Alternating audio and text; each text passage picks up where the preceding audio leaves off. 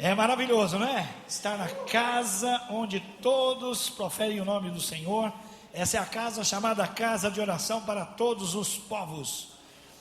Amém. Abra sua Bíblia no livro, na carta de Tiago, lá no finalzinho da Bíblia, depois de Hebreus, Tiago, antes da primeira carta de Pedro. Tiago. Ok. Quem é Tiago? Tem algum Tiago aqui? Levante a mão. Tem algum Tiago? Um Tiago aqui. Tem mais Tiago? Olha, vocês vão ouvir falar muito de Tiago hoje. Ok. Tiago, esse aqui da Bíblia, esse que escreveu essa carta, essa epístola, é chamado meio-irmão de Jesus. Por que meio-irmão? Porque obviamente Jesus foi concebido pelo Espírito Santo no ventre de uma mulher. Então, os demais irmãos de Jesus eram filhos da mesma mãe, mas não do mesmo pai, porque Jesus foi gerado do Espírito Santo. Tiago possivelmente era, dentre os irmãos e irmãs de Jesus, o mais velho. 4 dos discípulos eram irmãos de Jesus. Eram Tiago, José, Judas e Simão. E este aqui, sendo o mais velho, talvez pela credibilidade que ele gozava dentro da própria família, ele passou a também ser contemplado pelos demais discípulos e apóstolos, e ele foi o líder da igreja em Jerusalém. Várias vezes, Tiago é mencionado como aquele que liderava os apóstolos e a igreja em Jerusalém. O apóstolo Paulo vai até Jerusalém logo após a sua conversão e encontra-se com Tiago. Tiago, chamado por Paulo de uma das colunas da igreja. Há uma questão muito interessante a respeito desse escrito de Tiago. Muitos irmãos na fé, durante a história, chegaram a desconfiar da inspiração desta carta, porque ela parecia, numa primeira análise, ser contraditória no que diz respeito ao pensamento do apóstolo São Paulo, a teologia paulina, a respeito da doutrina da justificação pela fé. O que é justificado? Você e eu somos pecadores. Quando cremos no Senhor Jesus, o Espírito Santo ilumina o nosso coração para crermos que somos pecadores e assumirmos isso e vermos a única possibilidade de salvação na pessoa de Jesus. E quando nós confessamos o Senhor Jesus como Senhor e Salvador de nossas vidas, uma das ações do Espírito de Deus em nós é a justificação, termo jurídico, e que quer dizer, no contexto bíblico cristão, que os nossos pecados são justificados pelo sacrifício de Jesus na cruz. Nós somos declarados justos, não por nossa justiça própria, mas pela vida de Jesus derramada ali na cruz. Essa é a justificação pela fé. O apóstolo Paulo, por ser um homem muito usado por Deus, mas ter uma formação erudita, ele foi criado aos pés de Gamaliel, um homem muito inteligente, erudito em várias línguas. Ele escreve acerca de Deus. A teologia é o estudo de Deus e os seus relacionamentos. Ele escreve, embora de maneira ética e prática, às vezes bastante teológica. Isso é o que acontece, por exemplo, na carta aos Romanos.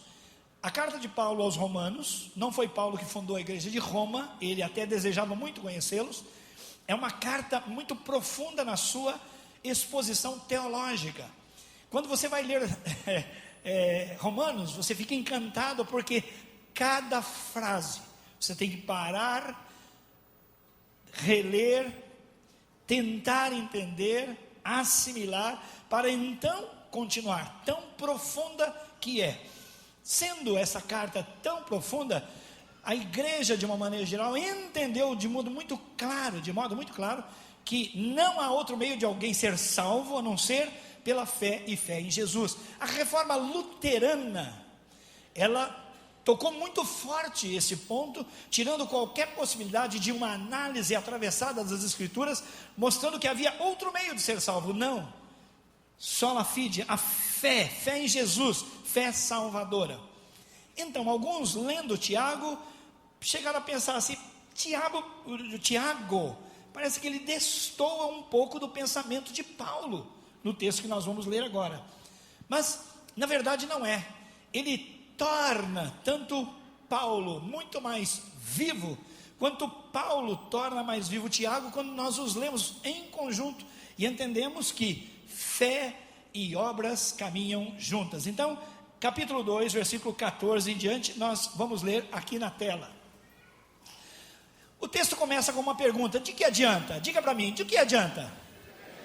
Diga assim, de que adianta? Faz essa pergunta para mim, pastor, de que adianta? Olha, eu vou te provar que adianta tem significado. Eu disse para minha mulher uma vez: bem, eu te amo.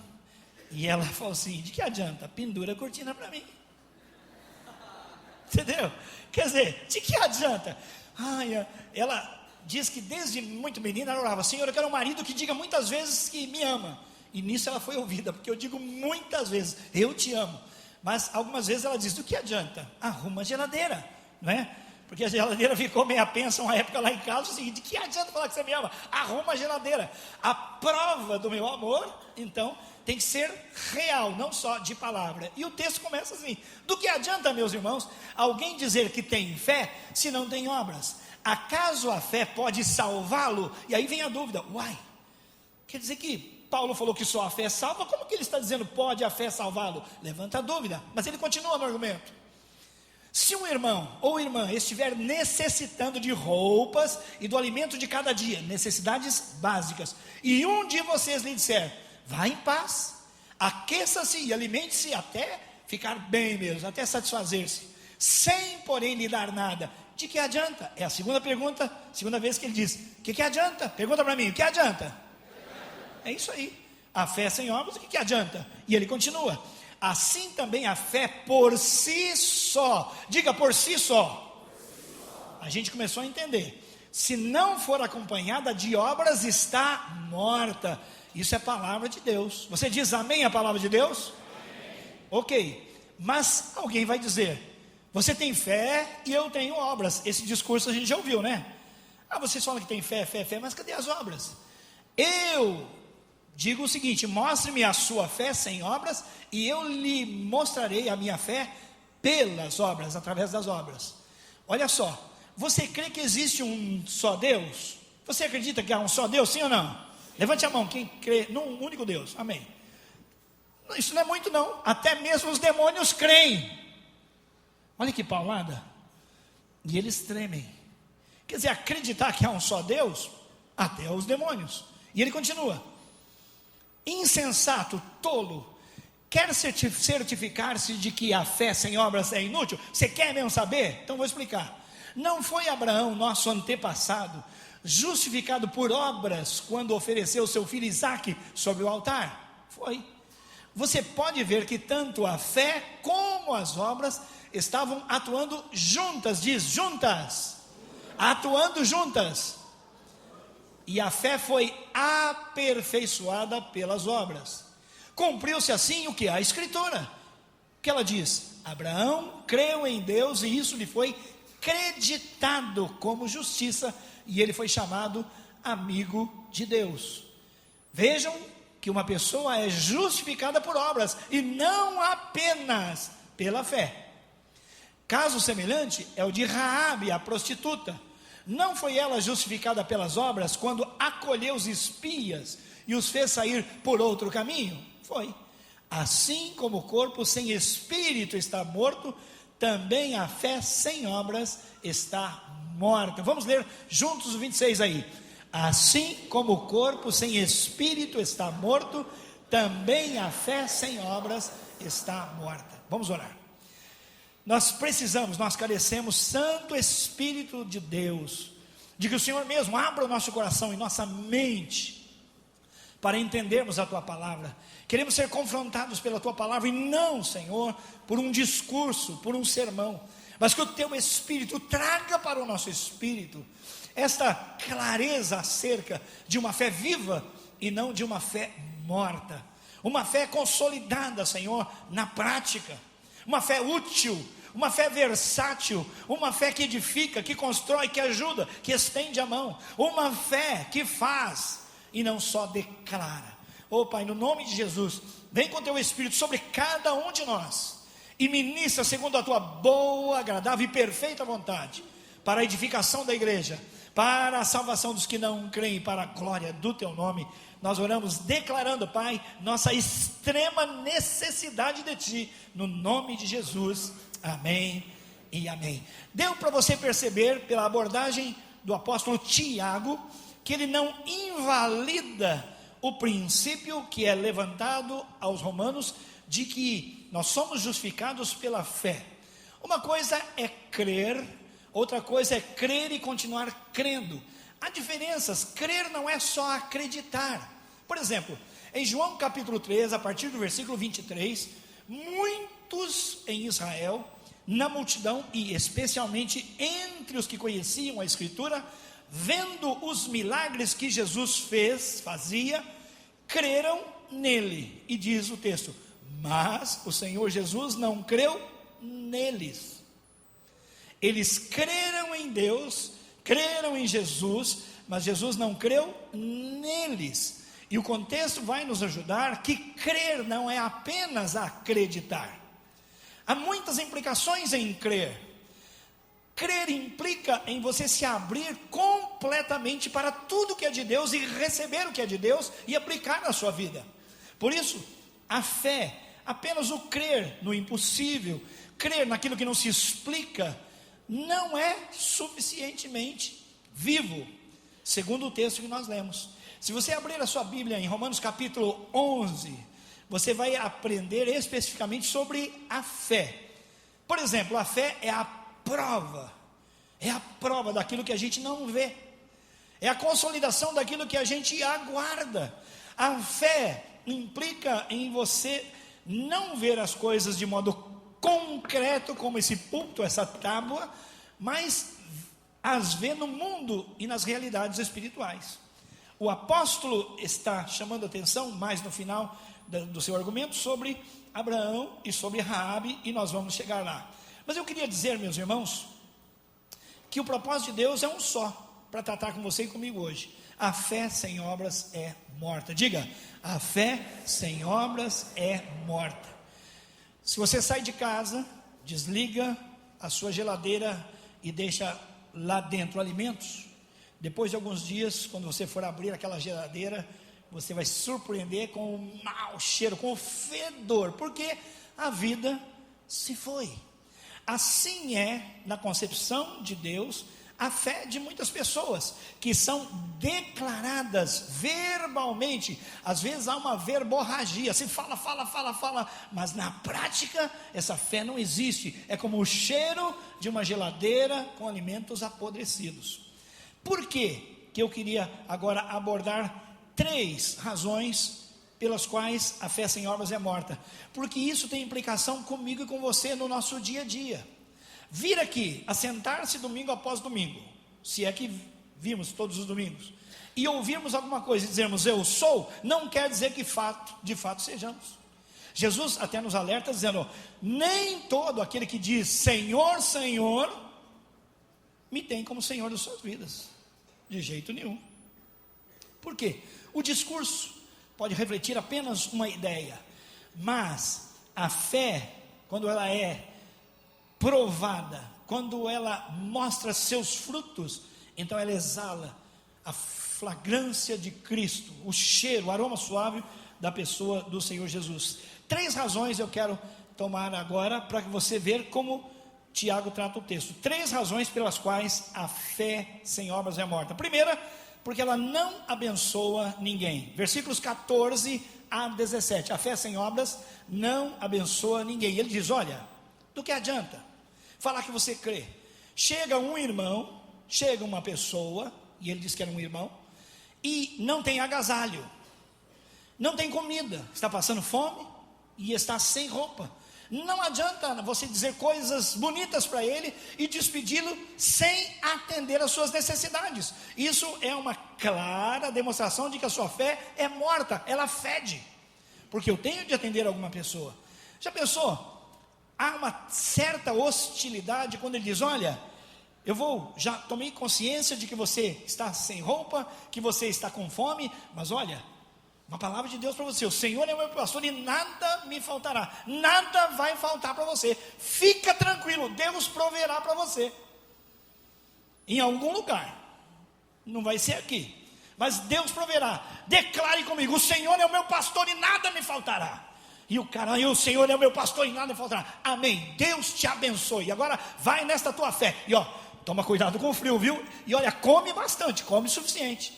Isso chega a ser hostilidade. O apóstolo está dizendo: isso não é fé coisa nenhuma, isso é fedido, isso é fedor, isso não traduz aquilo que Deus chama de fé, aquele compromisso, porque fé não é só a possibilidade de crer, mas fé é fidelidade, a raiz é a mesma, é fidelidade a Deus.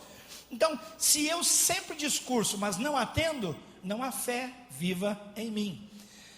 Eu tenho muitas experiências nesse sentido, porque pelo fato de estar aqui, tomando um microfone nessa plataforma, muitas pessoas que passam aqui na rua, me veem e me identificam como pastor. Termina o culto e falam assim: pastor, uma palavrinha. Isso é muito frequente. E muito frequentemente eu sou, então, confrontado com exercer fé ou não, ter sabedoria ou não para lidar com a situação. Por quê? Porque muitas vezes nós sabemos que as pessoas se aproveitam da gente, sim ou não? Agora, isso me dá o direito de julgar que todas as pessoas são assim e não vamos cuidar de nenhuma? Então a gente, quando atende uma pessoa, aliás, a igreja vendo que eu estou aqui atuando na frente, quando termina um culto, já estou desgastado, as pessoas do ministério tentam me ajudar, já atendendo essas pessoas mais adequadamente, melhor, com recursos e tudo. Mas algumas situações já aconteceram aqui.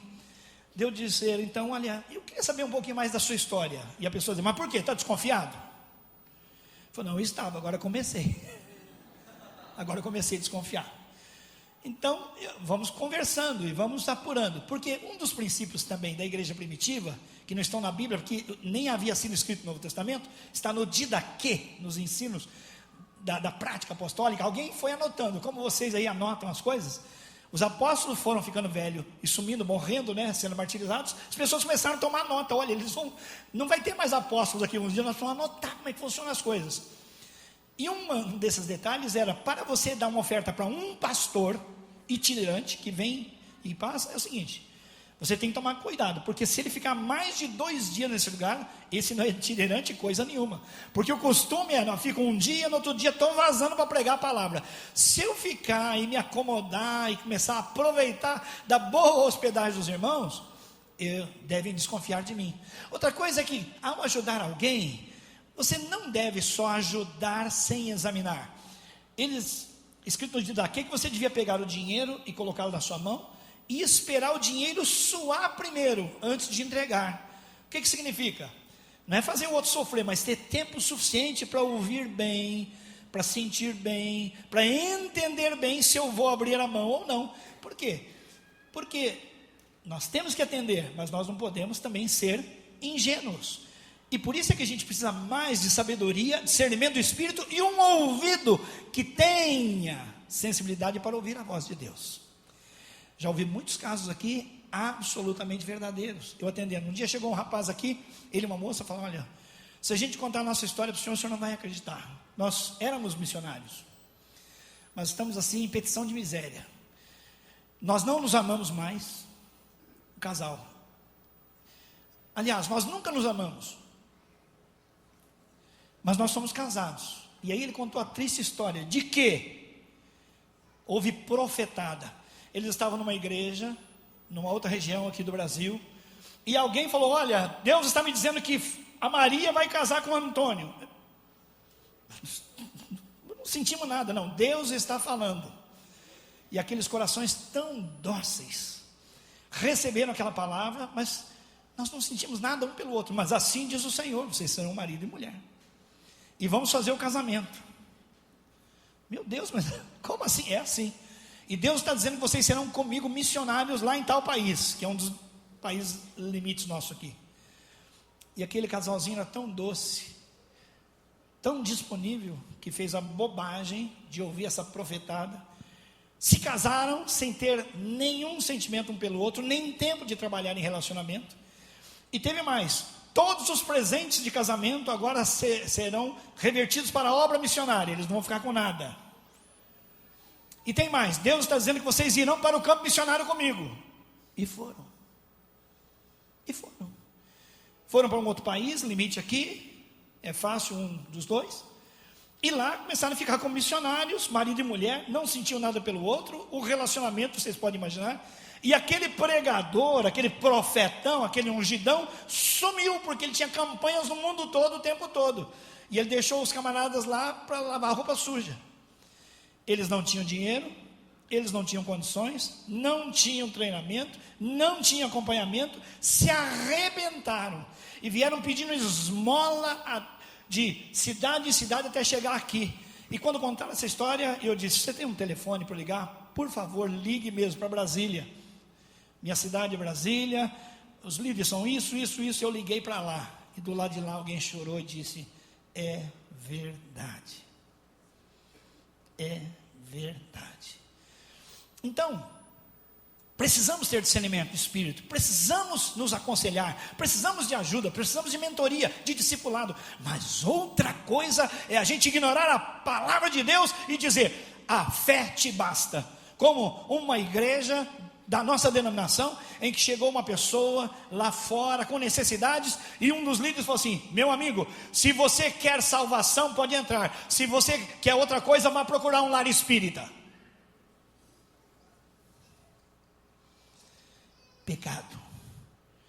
Pecado. Fé sem obras é morta, fede. E a razão é essa: porque ela não abençoa ninguém. Deus fez o homem à sua imagem e semelhança e nos colocou uns na vida dos outros para cuidarmos uns dos outros. Essa é a proposta. E na comunidade dos santos, na comunidade dos salvos, todos nós temos que fazer o possível, o quanto depender de nós, para estender a mão e para ajudar. A igreja diz amém, sim ou não? Amém. Isso não elimina o exame, o acompanhamento, o interesse para ver se a história de fato é assim. Uma coisa não invalida a outra. Um dia, meus filhos ainda eram solteiros, aqui na esquina um sujeito me abordou e falou: olha, eu preciso muito de ajuda e preciso agora, minha filha está ardendo em febre, eu preciso de dinheiro para comprar um remédio, assim, falou. Eu falei assim: olha, honestamente, me desculpe, mas eu não estou acreditando no que você está falando. Meus filhos assim, saíram até de perto, que vergonha. Ele falou: como não? Então não ajuda. Eu falei: não, sabe o que é? Sua filha está na situação, cadê a receita? Não, eu não sei onde está, eu esqueci. Não é difícil de acreditar que você está com uma filha nessa situação e veio atrás de remédio e não trouxe a receita? Não é difícil. Aí levantou a cabeça: então me ajuda. E aqui tinha um corte de faca assim, ó. Foi bom, aí tem jeito, está aprovado, né? Claro que eu vou te ajudar. Vamos até a farmácia. Chegamos lá, era aqui na esquina, era o Eudo. O Eudo está aqui, não está nesse culto, né? E eu falei: o que remédio você precisa? Tal. Falei: é controlado, precisa de receita? Não, posso dar. Tem a ver com o que ele está precisando? Tem. Então tá bom, tá jóia. E tem esse, tá bom, tá aqui, fiz o cheque, paguei, ó, Deus te abençoe, vai na paz. Isso era domingo. Na segunda-feira, Edmar me chama, diz: olha aí, pastor, tem um cheque seu aqui. Cheque meu? Era o cheque que eu dei para o farmacêutico. Porque depois que eu saí, aquele sujeito voltou lá e disse: olha, eu queria trocar o remédio pelo cheque. Aí o farmacêutico falou assim: ah, legal, então me dá os remédios. Pegou, falou: o cheque você não vai levar, porque você é sem vergonha, você enganou o pastor, que é um homem de Deus, viu? Ele acreditou em você, o que você fez, olha o papelão, vai embora. Agora, isso invalida os tantos casos que de fato eu tenho de estender a mão, sim ou não? Claro que não. Então, nós assumimos às vezes a postura dessa hostilidade, de falar assim: é sem vergonha, é vagabundo, não trabalha. Que raça ele é? Tal raça, eu já sabia. De que lugar ele é? Tal lugar, eu já sabia. Irmãos, cuidado, a fé sem obras é morta e fede, porque não abençoa ninguém. Segunda razão, é porque, e isso é muito forte, porque a fé sem obras não vai além dos demônios. Olha só. Alguém dirá: você tem fé, eu tenho as obras. Mais à frente, versículo 18, olha lá. Versículo 19: você crê que existe um Deus? Sim, muito bem. Até mesmo os demônios creem e tremem. Olhando o grego, a palavra crer, o verbo crer para os demônios e o crer da gente, o verbo grego é o mesmo. É o mesmo crer. Porque não há dúvida que o diabo conhece Deus. E reconhece Deus. E sabe muito a respeito de Deus. Ele tem uma história de desavença com Deus. Ele se rebelou contra Deus. E aí é que está. Quando esse argumento vem, ele chama a minha atenção o seguinte: uma fé que não é viva, uma fé que é despojada da prática, ela é uma fé exatamente igual à dos demônios. Isso, eu tremi quando eu li isso. Eu falei, meu Deus, o que é isso? É isso mesmo que o texto está dizendo? É. A fé que não é prática, ela se assemelha à fé nos demônios. Ela não serve. O que há com os demônios? Os demônios se rebelaram contra Deus. Havia um anjo de luz que apresentava-se diante de Deus. Ele era realmente muito importante. Deus o encheu de reconhecimentos e de glória, mas ele chegou num determinado momento e falou assim: mas por quê que aqui no céu só tem esse Deus de bam, bam, bam? Eu também. Eu sou cheio de beleza, eu sou muito belo, eu sou muito sábio, eu sou cheio de dotes e de dons. Por que eu também não posso ser adorado? E houve uma grande luta no céu, a Bíblia diz, e daí surge o diabo e os seus anjos caídos. Eles conheciam a Deus? Conheciam, mas se rebelaram contra Deus. Ou seja, quando eu tenho uma fé que não é exercida na prática, eu estou em rebeldia à palavra de Deus. O apóstolo São Paulo, que fala sobre a fé, a justificação pela fé, também diz em Efésios capítulo 2, que é pela graça, é pela fé que nós somos salvos. Isso é um favor de Deus sobre nós. Mas as boas obras existem e foram preparadas antes de nós virmos ao mundo, para que nós andássemos nela. Então as boas obras fazem parte do andar do cristão e do discípulo de Jesus. Diga glória a Deus. Essa é a palavra de Deus. Então, quando eu me omito de praticar uma fé, eu só declaro uma fé, eu sou alguém que está tendo a mesma conduta que os demônios têm com relação a Deus. 1 Samuel 15, versículos 22 e 23 contam o momento terrível de Saul desobedecendo a Deus. Ele deveria esperar Samuel para fazer um culto a Deus, um sacrifício, de animais a Deus, mas ele acha que Samuel está demorando, então ele se precipita, e aí ele faz o que não devia fazer, o que não era de competência dele, o que na lei de Deus não estava dito para ele fazer. E aí Deus o rejeitou. Ele disse: mas eu estava sacrificando ao Senhor. Todo Israel sacrifica ao Senhor. Que mal há em eu sacrificar ao Senhor sem esperar o sacerdote? E Deus diz assim: não me interessa sacrifício, me interessa obediência. Antes obedecer do que oferecer sacrifícios. E aí o versículo 23 diz: olha, obedecer precede oferecer sacrifícios. E quem desobedece comete rebelião. E ele diz à frente, e rebelião é comparado a pecado de feitiçaria. Rebelião é pecado de feitiçaria. Então, quando eu levanto meu narizinho para desobedecer, seja qualquer autoridade instituída por Deus, eu preciso levar muito em conta o que eu estou fazendo, porque eu posso estar entrando por um caminho muito, muito equivocado. Os demônios agiram assim.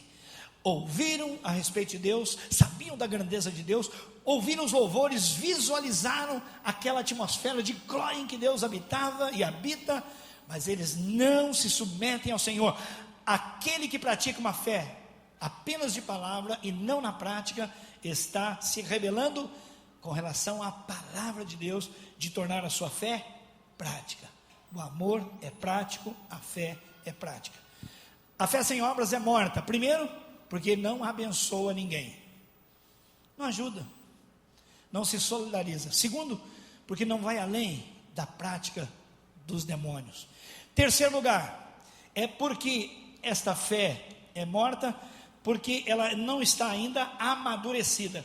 Luz aqui no nosso telão, eu queria que você olhasse 2015, o ano do discipulado, rumo à maturidade. A palavra no grego é teleios, que significa perfeito, amadurecido. Então, quando o texto diz aqui agora, a fé aperfeiçoada, você vai entender. Olha só, versículo 22. Você pode ver que tanto a fé como as obras estavam atuando juntas, e a fé foi aperfeiçoada pelas obras. Olha que lindo! A fé e as obras estavam cooperando juntas, e a fé foi aperfeiçoada pelas obras. É muito lindo isso. De quem ele está falando? Ele está falando de Abraão. Abraão, um homem a quem Deus escolheu e disse: eu vou fazer de você o pai de uma grande nação, eu vou fazer de você pai de nações. E veja bem, sai fora da sua tenda e olha para o céu. Está vendo as estrelas assim? Não tinha luz alguma, milhares. E ele diz: conta as estrelas. E claro que não dá para contá-las todas, pois assim será a sua posteridade na terra, as gerações que eu vou suscitar a você. E depois ele diz assim: é também com a areia do mar. Dá para você contar os grãos da areia do mar? Pois é assim que vai ser a sua casa, as suas gerações. Eu vou abençoar você, Abraão, mas eu preciso do exercício de fé. Se você crê nessa minha palavra, você sai da sua terra, sai da sua parentela e vai para um lugar que eu ainda te mostrarei. Olha a insensatez do ponto de vista humano. Espera aí, todo mundo que sai de casa, sai para algum lugar. Alguém um dia já saiu para uma viagem longa sem saber para onde ia? Eu sei que alguns falam assim: olha, eu quero ficar livre, eu vou gastar aí uma semana, vou para aqui, mas eu sei o meu destino final. Abraão não, ele saiu de onde era a sua casa, com tudo que possuía, e era um homem rico, com família, com animais, com bens, rumo a uma terra que ele não sabia qual era, porque Deus disse: eu te mostrarei. Precisa de fé para fazer isso, sim ou não? Aí tem fé com obras, porque ele ouviu e ele saiu. A Bíblia chama atenção para o fato de que ele já tinha mais de 100 anos, estava impossibilitado de gerar filho. A sua mulher, com mais de 90 anos, era estéril. Como é que Deus vai me dar uma numerosa prole? Como que Deus vai me dar tanta gente como geração de geração, se eu estou nessa idade e a minha mulher é estéril? Mas Deus que promete, cumpre. Deus que fala que vai fazer, faz. E ele creu. Ele chegou a ficar num certo momento dizendo assim: olha, eu tenho um servo chamado Eliezer, não tem ninguém além dele. Será que a minha sucessão virá de Eliezer? Será que virá de Ismael? E Deus disse: não é esse não, mas eu vou te dar um filho, creia. E Deus miraculosamente gerou do relacionamento de Abraão com mais de 100 anos. Diga: o quê? É brincadeira, hein? Quer dizer, viver de fé dá um gás todo poderoso em nome de Jesus, hein? Amém, irmãos? Eu estou na fé, glória. Eu estou na fé. E aí, irmãos, nasceu Isaac. Quer dizer, é só fé? Não, é fé e prática. Ele creu em Deus e obedeceu, partiu para o campo prático. Fé com obras. É por isso que o apóstolo Paulo diz: olha, Abraão foi justificado pela fé, e Tiago diz: amém, essa fé foi provada através de atitudes práticas. E Paulo fala: eu sabia, porque elas já estavam muito antes dele nascer, preparadas para que ele vivesse nelas. É isso aí, você está entendendo? Agora passam alguns anos, o menino nasceu. Alguns julgam que por volta de 14 anos, tinha Isaac 14 anos, e Deus vai submeter Abraão a uma prova de fé. Quer provar o amor e a fé dele. Diz assim: olha, Abraão, eu resolvi pedir que você sacrifique o seu filho. O sacrifício que ele conhecia era sacrifício de animais. Por exemplo, pegava o cordeiro, preparava, imolava, matava o cordeiro. Mas eu não quero agora um cordeiro normal, eu quero o seu filho, o filho que você ama, o filho da sua velhice, o filho da promessa. Eu quero que você o sacrifique. E aí, depois de muitas instruções, uma longa viagem de pesar, de dor e de muitas perguntas a Deus, eu creio, que Abraão fez, chegou no Monte Moriá e ali preparou o lugar. E o Isaac está ajudando, junta daqui, junta coisas dali. E aí chega num determinado momento, ele fala: senta aí, meu filho, deita aqui. E aí o filho: mas esse negócio está ficando meio diferente, eu não estou vendo cordeiro nenhum. E ele tinha 14 anos aproximadamente. E ele fazia: mas pai, E o cordeiro? Cadê o cordeiro para a gente matar e imolar ao Senhor? E ele, pela fé, disse: filho, Deus proverá para si o cordeiro. Deus proverá para ele mesmo o cordeiro. E a palavra de Deus diz que então Abraão, você imagina o coração desse homem, tomou daquele instrumento de corte, o cutelo, e ia cortar o seu filho. Quando ele ameaçou, Deus disse: Abraão, não faças mal ao menino. E eles olharam e viram enroscado sozinho num arbusto próximo ali, o cordeiro prontinho para ser sacrificado. Diga glória a Deus! Isso é fé com obras. Isso são obras que provam a fé. Porque em Hebreus capítulo 11, você vai ver, leia com cuidado, e Deus revela o que havia no coração de Abraão. Abraão cria tanto que Deus era verdadeiro. Abraão cria tanto que Deus era fiel, que jamais trairia a sua promessa, que Deus, se estava pedindo o seu filho, ele o daria, porque Deus o ressuscitaria dos mortos, a fim de que cumprisse a sua promessa. Diga glória a Deus.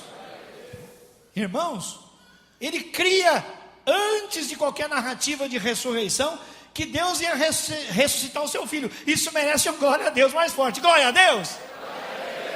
Ele não tinha lido a respeito de várias narrativas de ressurreição na Bíblia? Era inusitado. Como Deus que me deu, como Deus que prometeu, não vai cumprir? Se Deus está pedindo meu filho, é porque Ele vai ressuscitá-lo, para suscitar a promessa que eu tenho de ser pai de muitas nações. É isso que Ele está dizendo. Está vendo? A fé e as obras cooperaram. O termo cooperaram é sinergis, de sinergia. O corpo todo trabalha pelo bem, numa função única. É um corpo, então todos os membros cooperam. Essa é a sinergia do corpo. Então a fé e as obras cooperaram juntas. E o texto está declarando, e a palavra de Deus, não tem palavras a mais aqui. Não tem palavras a mais. O que a Bíblia disse é a verdade. E a fé foi teleiu, do verbo teleios, foi aperfeiçoada. Nós estamos no ano rumo à maturidade do teleios. E nós queremos, irmãos, ver a nossa fé aperfeiçoada em nome de Jesus. Amém, irmãos? Por isso nós vamos dizer sim para Deus nas ações que Ele solicitar de nós. Você quer ser líder de célula? Não, irmão. Pela fé em nome de Jesus, aceita. Por quê? Porque Deus te constituiu um líder na sua casa, no seu trabalho, e você não vai negar esse trabalho para a obra de Deus. Diga sim. Você foi chamado para ser o supervisor? Diga sim. Você foi chamado para ser líder de missões na célula? Diga sim. Você foi chamado para pregar o evangelho? Diga sim. Foi chamado para o ministério? Diga sim. Foi chamado para ser missionário? Diga sim. Teste cada uma dessas coisas com sabedoria, pedindo conselhos, mas diga sim para o Senhor. A sua experiência profissional, Deus quer usar, diga sim. Os seus bens, que você pensa serem seus, Deus quer, diga sim. Isto são demonstrações claras de que a fé vai sendo aperfeiçoada pelas nossas obras. Estende a mão, socorre. Lá onde você trabalha tem alguém que precisa de Jesus, precisa de uma mão estendida, precisa de oração. Gente, nós podemos chegar para as pessoas e fazer uma abordagem simples. Na sua família, você acha que é importante acontecerem coisas melhores? Todo mundo, claro. Então tá bom. Eu gostaria de estar semanalmente ou diariamente orando pela sua família. Eu posso? Claro. E depois de algum tempo você tem um pedido específico? Claro. E você vai orando e vai acompanhando e vai perguntando. Gente, isso são obras que aperfeiçoam a fé que nós dizemos ter. Diga, eu recebo. É estender o ombro, a mão, a ajuda, solidariedade. Não é só vinculado às boas obras, como eu mencionei no início, não é? Aquilo que nós chamamos de ação social. Abraão não fez ação social quando foi sacrificar o seu filho. Era uma ação que tinha propósito, porque ali, para você ter uma noção, estava sendo representada a morte do Senhor Jesus Cristo. Sabe o que é isso? Ali era uma espécie de protótipo, os teólogos chamam de tipo, Jesus foi entregue para morrer pelos meus pecados, e Ele ressuscitou, e nós somos justificados na morte, na ressurreição dEle. Quando Deus faz aquilo com Abraão, Ele está abrindo uma janela espiritual, revelando mistérios para nós. Não tinha a ver com ação social. Muito daquilo que Deus quer de mim e de você, não são no campo da ação social, mas se referem a ser um marido que ama como Jesus ama. O que a Bíblia diz para o marido? Maridão, você tem que amar como Jesus ama a sua igreja. Esse é o modelo de amor sacrificial, intencional. Jesus trabalha com a igreja, purificando-a. Ele tem um projeto para ela, para apresentá-la ao Pai, como noiva, bonita, cheirosa, princesa, sem mácula, nem ruga, especial. Projeto de Deus para os homens. Pastor, mas não é ação social? Não, é você ser um maridão, nota 10 para a glória de Deus. Mulheres sejam submissas aos vossos maridos como ao Senhor. Mas pastor, esse papo de submissão, sob, debaixo da mesma missão. Não é difícil, quando um marido ama como Jesus, ter uma mulher que cede alegremente. Mas na Bíblia nós aprendemos que a parceria é maravilhosa. Quando homem e mulher se unem para obedecerem a Deus, aí a organização do lar é maravilhosa. Boas obras, dando atenção para o seu filho, boas obras. Não é só ação social. Todo ato de misericórdia, ato de justiça, ato de verdade, todo ato que glorifica o nome de Deus, que torna presente o reino de Deus, é algo para nós fazermos, para comprovarmos que nós cremos no Evangelho do reino de Deus.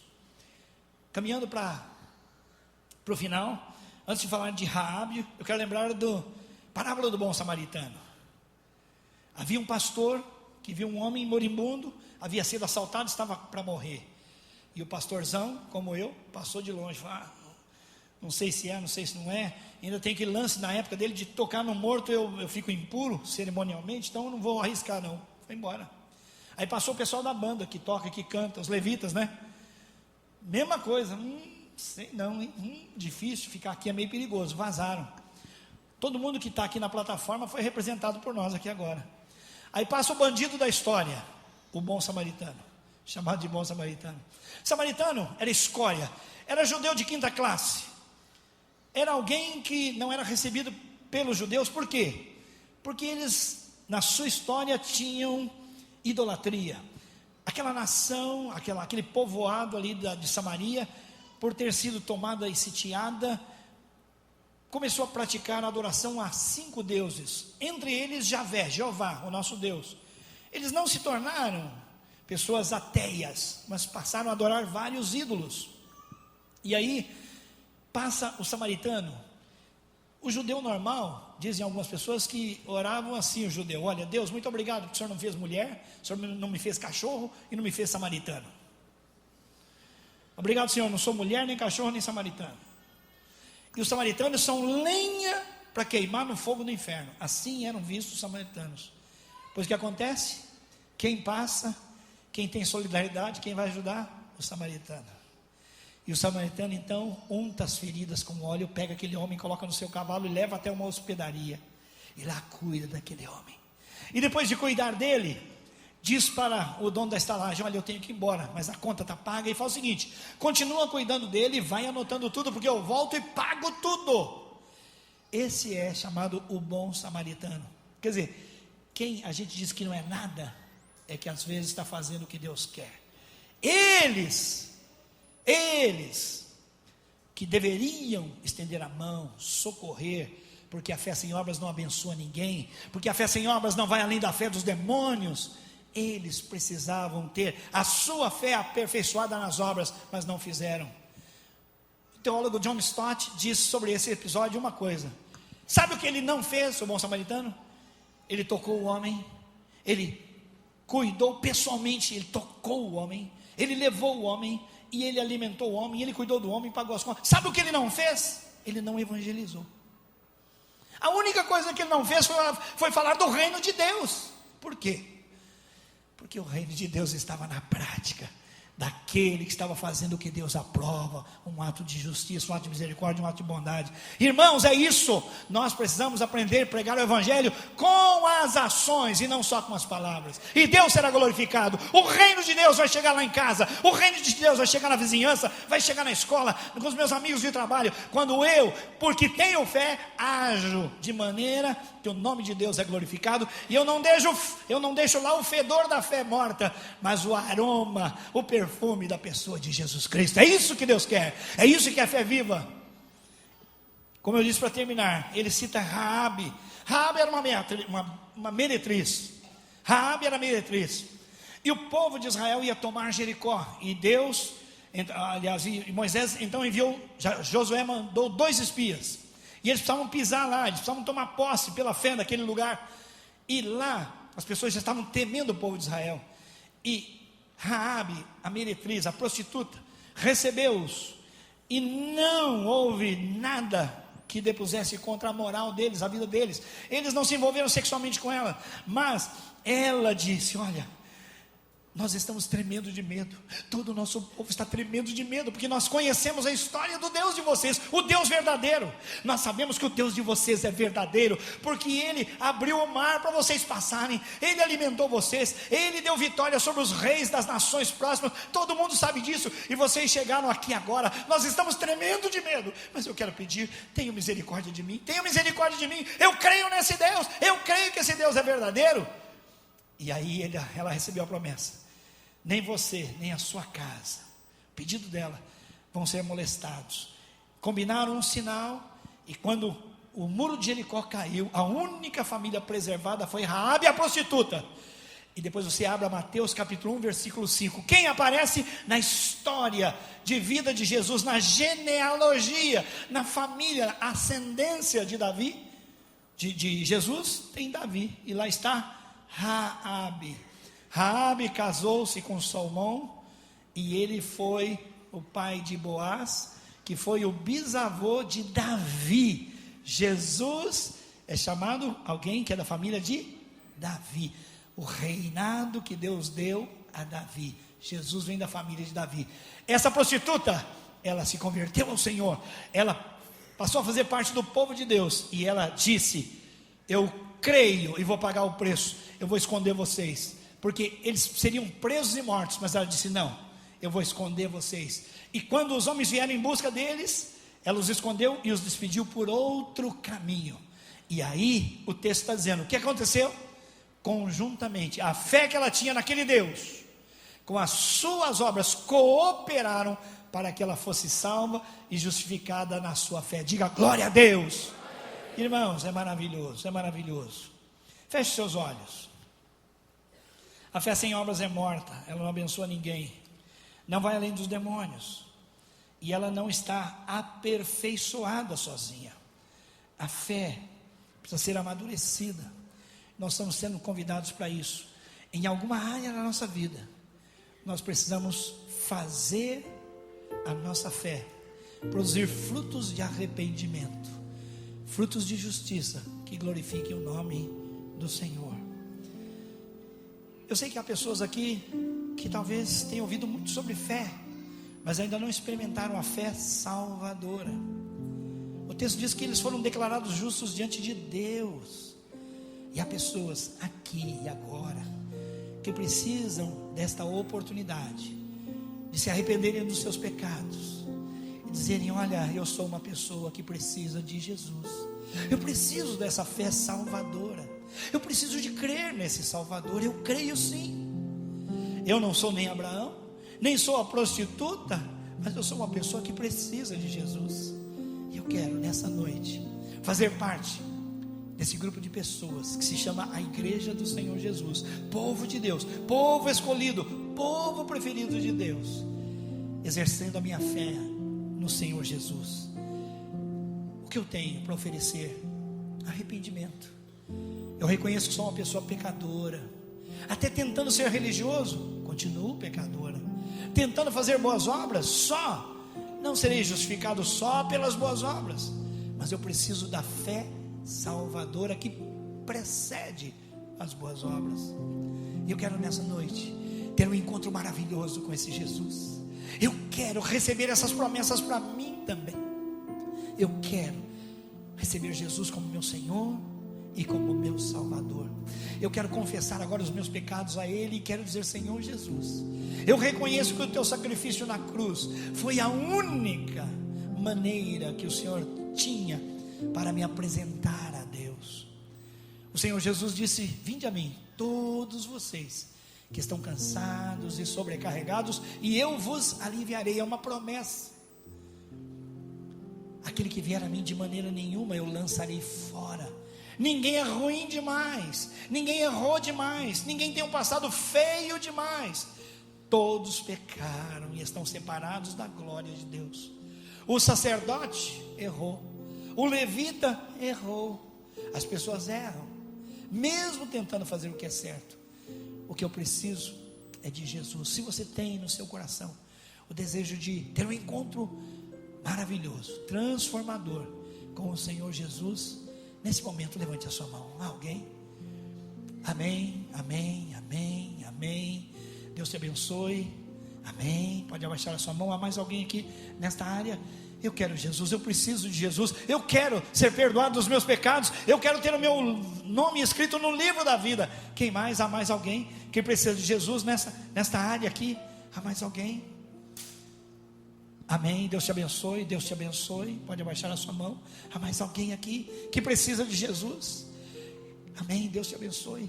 As obras não vão te salvar, a fé vem pelo ouvir a palavra de Deus. A fé é um presente, é um dom de Deus.